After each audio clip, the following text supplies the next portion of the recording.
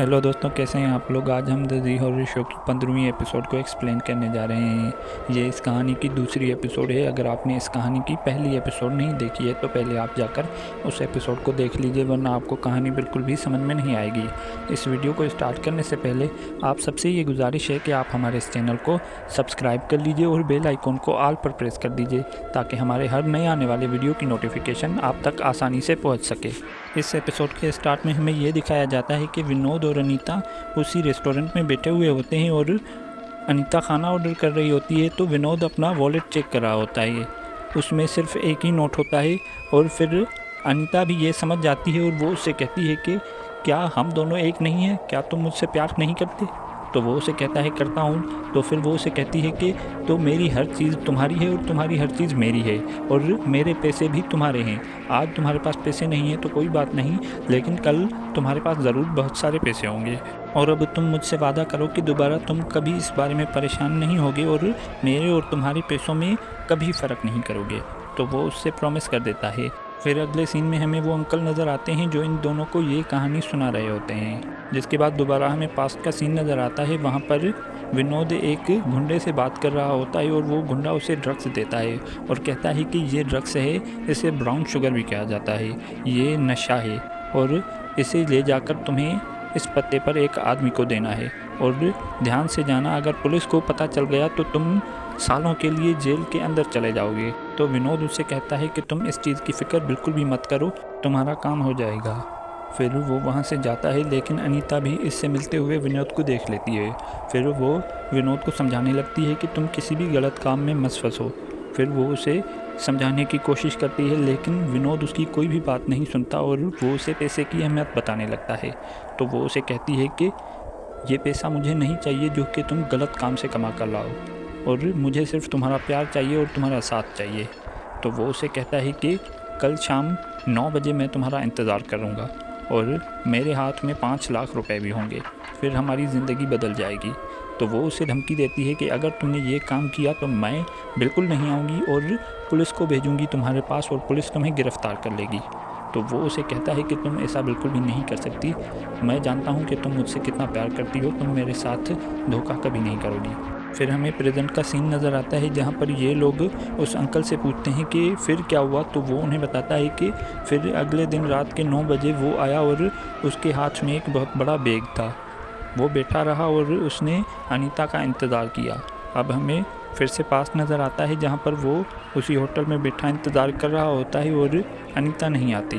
फिर काफ़ी देर हो जाती है, तब ये अंकल उसके पास जाते हैं और उससे कहते हैं कि विनोद बेटा अब इंतज़ार मत करो, वो आनी होती तो अब तक आ जाती, वो अब नहीं आएगी, तुम जाओ घर जाकर आराम करो। तो वो उसे कहता है कि नहीं, अनीता ज़रूर आएगी, मुझे पता है वो मुझे धोखा कभी नहीं देगी। और तभी वहाँ पर पुलिस आ जाती है। वो खिड़की से बाहर जाकर देखता है तो उस होटल के बाहर पुलिस खड़ी हो जाती है और पुलिस वाले होटल में अंदर आने लगते हैं। तो ये देखकर वो सोचने लगता है कि शायद अनीता ने मुझे धोखा दे दिया है। अब वो एक पिस्तौल निकालकर वहाँ से भागने लगता है तो दरवाजे पर उसे पुलिस नज़र आ जाती है। फिर वो होटल के अंदर आ जाता है और एक कोने में छुपकर बैठ जाता है। फिर वो ये कहने लगता है कि अनीता तुमने मेरे साथ अच्छा नहीं किया। फिर वो पिस्तौल निकालकर अपने आप को शूट करने लगता है। ये अंकल उसे रोकने की कोशिश करते हैं, लेकिन वो इसकी बात नहीं सुनता और अपने आप को शूट कर देता है।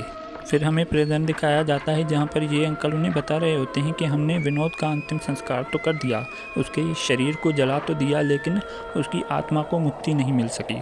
आज भी वो यहाँ पर अनीता का इंतज़ार कर रहा है। फिर तभी वहाँ पर मैकेनिक आ जाता है और वो इनसे कहता है कि साहब आपकी गाड़ी ठीक हो गई है, आप चाहें तो पहले ट्रायल ले लें।